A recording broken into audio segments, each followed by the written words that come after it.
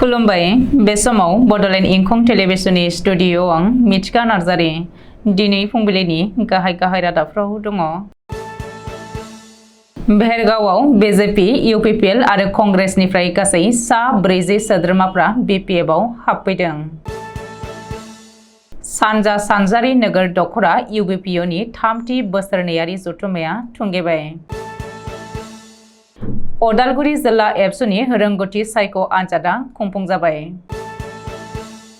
परबतजरा महकुमा बारग' एनडीएफबी फरामा दाफुंजाबाय। गोग्गो दै लोंनाय खाबुनिफ्राय जानगाराव थानांदों मथुपुर गामिनि रायजोफोरा। यूपीपीएलनि बिथा गैयै बांसावनायनि सायाव चिरां दुवार ब्लक बीपीएफनि खौरांगिरि मेल। सोलोंथाइ बान्था मोनगिरि खोरोमसार बसुमतारीखौ बर' रेबग्रा जथुम्मा मान बावदों।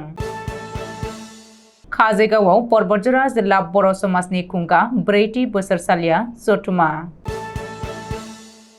दानिया फैदोनि आबुं रादाबाव।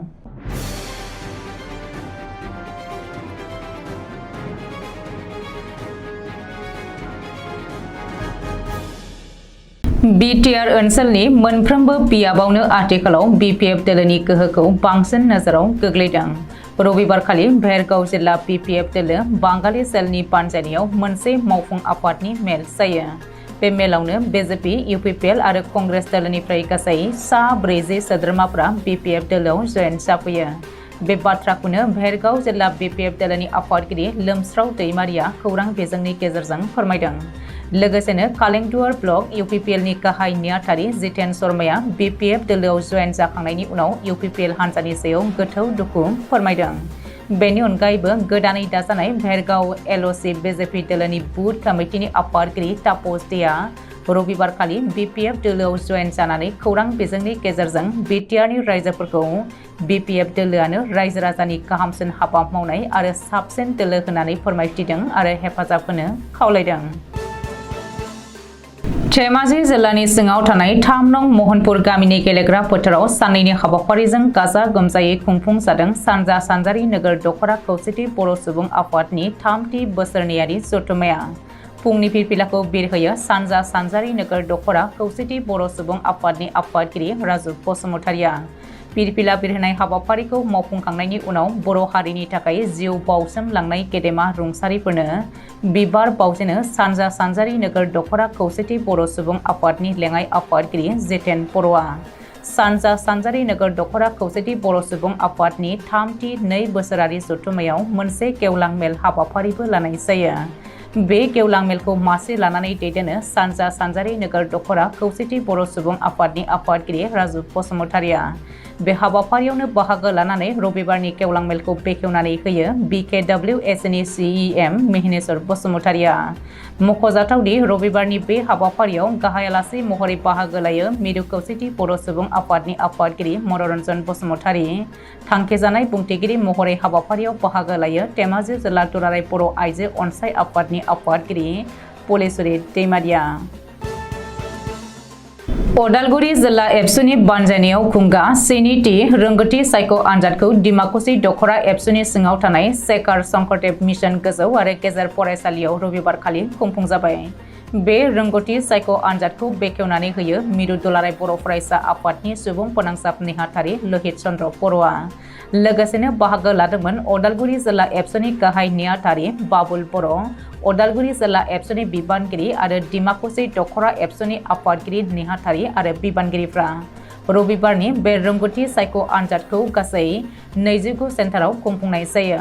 बे मोन 29 सेन्टाराव गासै सा 4555 फरायसाफोरा रोंगौथि सायख' आनजादाव बाहागो लादोंमोन होननानै खौरांगिरिनि सिगाङाव अदालगुरि जिल्ला एबसुनि गाहाय नेहाथारि बाबुल बर' आरो मिरु एबसुनि सुबुं फोनांजाब नेहाथारि लहित चन्द्र बर'मोनहा मिथिहोदों। क'क्राझार जिल्ला परबतजरा महकुमानि सिङाव थानाय दुन्दियाबारि गामियाव रबिबारखालि परबतजरा महकुमा हिसाबै बारग' एनडीएफबीनि मोनसे कमिटि एबा फराम दानाय जायो।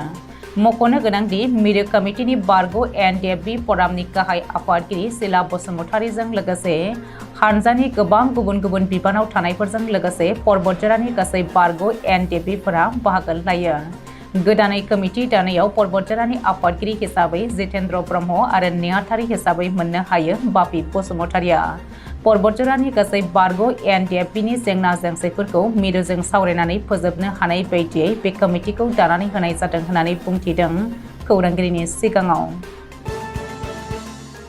दासान्दि आसाम हादोरसानि गोबां जिल्लाफोरजों लोगोसे बिटिआर हालामनि जिल्लाफोराव सोरखारा गोग्गो लोंनाय दैनि थाखाय बयरिं जावनानै रायजो राजाफोरनो लोंनाय दैनि थाखाय पाइपनि जोहै नखर नखर खाबु खालामना होनायखौ नुनो मोन्दों। नाथाय सोरखारा गोग्गो लोंनाय दैनि जगायथाय खाबुखौ नांगौ बायदि जायगा आरो गामिफोराव जगायना होदोंना होआखै बेसो मोनसे गेदेर सोंलु। बाक्सा जिल्ला मुसलपुर साब डिभिजन 63 नं सापागुरि एमएलए बियाब आरो 23 नं दिहिरा बिटिसि बियाबनि सिङाव थानाय भारत भुटान सिमना ओनसोलनि मथुपुर गामिनि रायजो राजाफ्रा थांनाय गोबां बोसोरनिफ्रायनो गोग्गो लोंनाय दैनि खाबुनिफ्राय जानगाराव थाबोनांदों। सोरखारनि गोग्गो लोंनाय दैनि मावथांखिखौ गुबुन गुबुन गामि आरो ओनसोलफोराव मोननो हादोंब्लाबो नाथाय मथुपुर गामिनि गं 50सो नखरफोरा दिनैसिम मोननो हायाखै होननानै रायजो राजाफ्रा मिथिनो होयो। जायनि जाहोनाव मथुपुर गामिनि रायजो राजाफ्रा हाजोनिफ्राय बोहैबोनाय निजोराखौ पाइप लागायना लाबोनानै लोंनायनि खाबु खालामनानै जिउ खुंबोनो गोनां जादों। आरोबाव बिथांमोना फोरमायबावदों दि निजोरानि दैजों एखनबा बायदिसिना फिसा फिसौ थैनाय जिब जुनारफोरा पाइपजों लाबोनाय दैजों बोहैबोयो आरो बेखौनो लोंनांगौ जायो होननानै फोरमायबावो।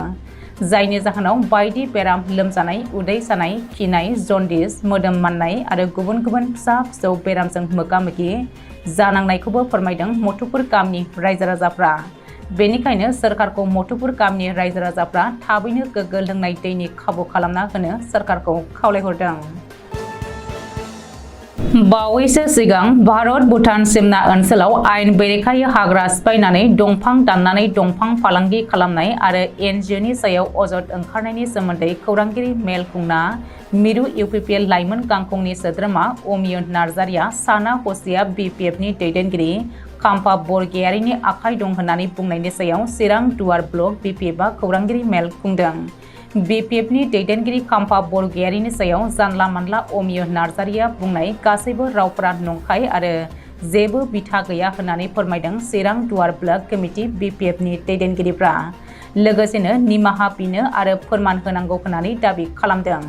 जुदि निमाहा बिया एबा जेबो फोरमान होनो हायाब्ला अमिय नार्जारिनि हेंथायै आयेननि राहा लानाय जागोन होननानै बुंदों चिरां दुवार ब्लक कमिटि बिपिएफ दोलोआ।